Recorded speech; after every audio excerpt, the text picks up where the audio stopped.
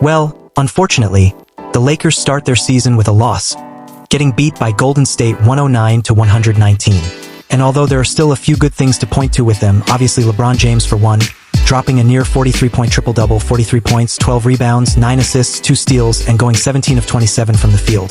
There are definitely more bad things to point to.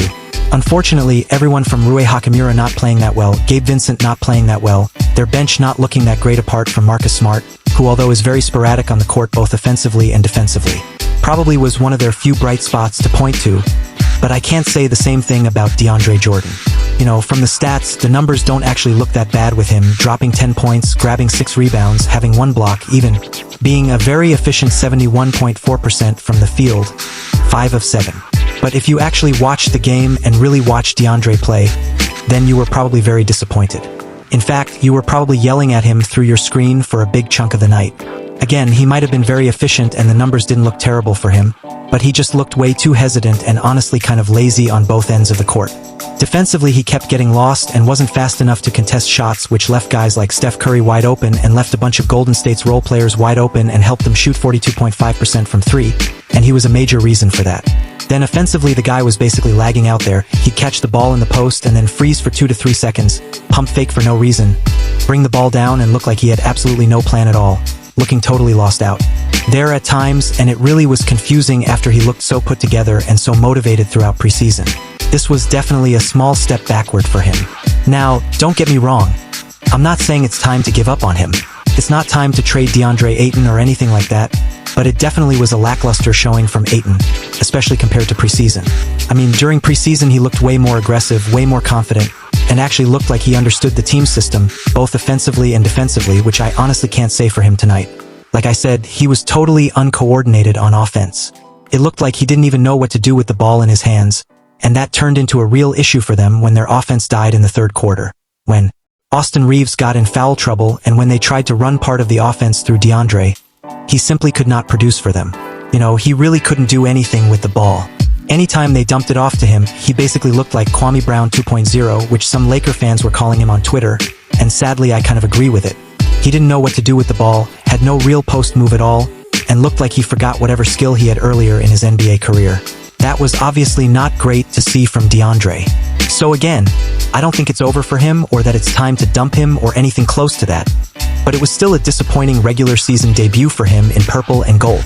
However, while I know it might feel impossible as a Laker fan, especially if you live on Twitter and get dragged into takes, really do try to be patient here. Not only with Deandre, but really the entire team too. It's only one game after all. And while it wasn't a great showing for them or for Deandre, it definitely could have been worse. There were still a few good things to point to, whether it be LeBron James, their defense and stretches on the court. Yes, only in stretches and not the whole game, but there were positives to point to, even though there is still a ton they need to fix. And with all of that in mind, I'll let you hear it from JJ Redick, Deandre, and the rest of the team about their Game 1 performance and what they know they have to clean up going for Warda. What did you see in the third quarter to kind of start things when Golden State made a little bit of a push? And did you feel like that was a pivotal part of it, or did you think it was more of an overall trend for the game? The trend I see is that we continue to be a terrible third quarter team to start. That was last year. That was the preseason. Got to rethink some things, and it's a two-way thing with the guys. What do they need at halftime to make sure they're ready to play? They're not ready to play to start the third quarter.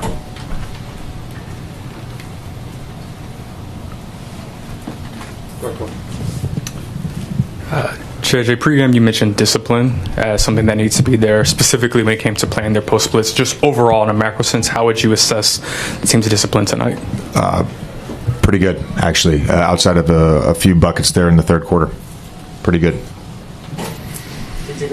JJ, Luka's workload was so heavy. How do you try to get other guys to get more involved and help out with what you guys have going on out there? Every game is different. I'm not concerned about that. JJ, you talked about when it comes defensively about the level of connection and effort it's going to take from everybody. Where's the connection on the offensive end right now, and how much of sort of this being the early stages would you attribute the turnovers to, and guys just maybe not being in the right places or the places people expect? Yeah, I think that's more it. Again, trying to throw a lob pass, fit in a lob pass to DA, and it ends up being a turnover. I think that's going to happen to any team to any two-man partnership, whether you've got continuity. That happens sometimes. I think it's mostly self-inflicted, and I think if you look at this game, like a microcosm of this game was we did enough good things to put ourselves in a position to win for most of the game, and that when we didn't do those things, they were self-inflicted. You touched on it. They were self-inflicted. So Yeah. that's not being organized in early offense. That's having the wrong guy bring it up. That's we knew they were blitzing and stack. That's supposed to be stack 2. The guy stays. Now there's no outlet for the passer. Those are not sprinting back. We make a run. We got 2 guys back. Buddy Hield gets a wide open 3 for some reason on a full court pass. Those are self-inflicted things. So that's not anything Golden State did to us. The pregame you mentioned kind of how the team has gone through this whole process without LeBron, like camp has been without LeBron. You're going to solve these problems in the immediacy with the issues that are happening with this roster. At some point, you're going to get another huge piece back. Do you allow yourself any brain power thinking about how LeBron fits in with what this group is now, or can you not afford to do that? It's hard to forget about LeBron. The reality is when you're focused on the group that you have, you got to make that group work. So it's sometimes you can just be like, oh my God, we're going to get LeBron back at some point. Like it's awesome, but you are focused. I'll be honest with you. I did have one moment in that first half when we had a few possessions we couldn't score against the zone. I'm like, it'd be great to have LeBron just to throw it to at the high post. Just sort of look down there, 40,000 points. Yeah. Can you kind of split the self-inflicted wounds that come from just we have better habits than this, we know how to play, versus these are the growing pains of some of the new pieces coming together and understanding the intricacies of the offense and understanding players' tendencies and what guys like, where they're going to be? Sure. Yeah, I think there's a little bit of that. I think that, to me, that shows up more on defense. When I said pregame, you got to be really disciplined. It's like the times, to Kobe's question, the times you make your own thing up. Steph Curry gets a back cut for a layup. Gary Payton slips and gets a dunk.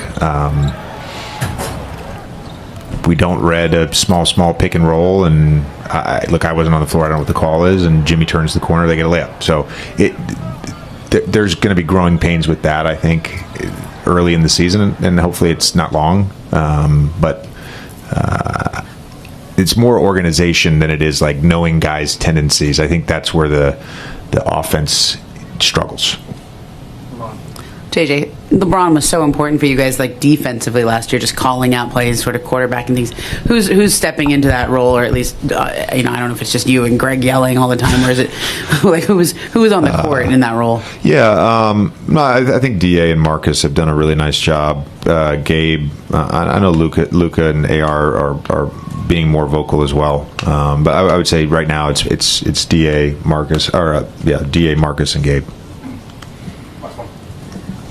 With the following questions that when LeBron's not there, how do you utilize Rui in this team and this play? So ask it again. I'm sorry. How do you use Rui Hachimura utilizing it when LeBron's not in the team? How do you use him? What kind of plan do you have for Rui? Same plan as always.